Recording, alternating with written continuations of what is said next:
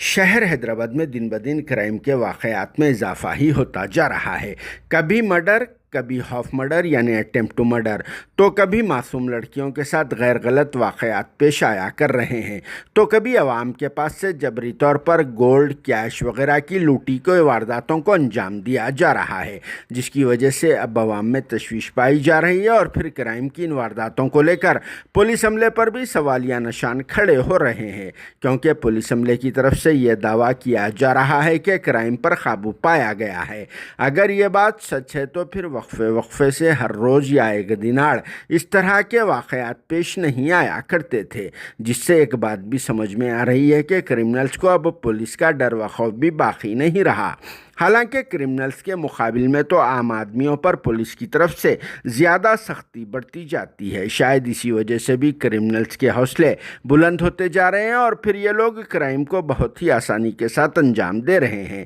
جس کا ایک تازہ واقعہ آج یعنی 21 اپریل پیر کی صبح دن دہاڑے سائبر آباد پولیس کمشنریٹ کے Rajendra Nagar police station limits کے area Sun City P and T colony B block میں موجودہ محمد شاکر علی کے گھر میں پیش آیا، جہاں سے کچھ لٹیروں نے چاقوؤں سے گھر والوں کو ڈرا دھمکا کر بہت ہی دلیرانہ انداز میں سونے چاندی کے زیورات اور نیٹ کیش وغیرہ کو لوٹ لیا۔ محمد شاکر علی ہائی ٹیک سٹی کی ایک MNC میں جاب کیا کرتے ہیں۔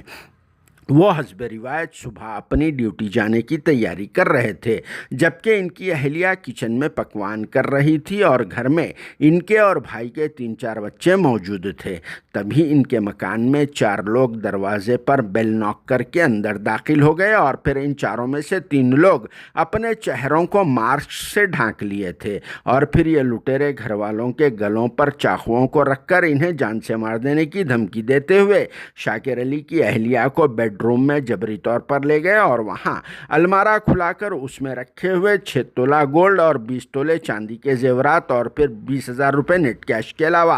2 اسمارٹ موبائل اور ایک لیپ ٹاپ بھی چھین لیا تھا، لیکن بعد میں ان لٹیروں نے لیپ ٹاپ کو یہیں پر چھوڑ دیا اور پھر زیورات کیش کے ساتھ سوئفٹ کار میں یہ لٹیرے فرار ہو گئے۔ سوئفٹ کار کو ان کے گھر سے کچھ فاصلے پر پارک کیا گیا تھا، جس میں ایک ڈرائیور موجود تھا، جبکہ 4 لٹیرے اندر گھر میں لوٹی کی واردات کو انجام دے رہے تھے۔ بعد میں پولیس میں اس واقعے کی شکایت درج کرا دی گئی، جس کی اطلاع ملنے کے فوری بعد assistant commissioner of police Rajendra Nagar division T Srinivas اور پھر راجندر نگر پولیس اسٹیشن کی کرائم ٹیم نے اسپاٹ پہنچ کر یہاں کا تفصیلی معائنہ کیا اور کلوز ٹیم وغیرہ کو اسپاٹ پر طلب کیا اور CCTV کیمرے کی جانچ کا بھی آغاز کر دیا گیا، جس میں ان لٹیروں کے گھر میں داخل ہونے اور باہر جانے کے مناظر قید ہو گئے۔ بعد میں راجندر نگر پولیس نے اس سلسلے میں ایک کیس بک کر لیا۔ شبہ کیا جا رہا ہے کہ اس واقعے میں جان پہچان کے لوگ ہی ملوث ہو سکتے ہیں اور یہ واردات ایک پلان کے تحت انجام دی گئی ہوگی۔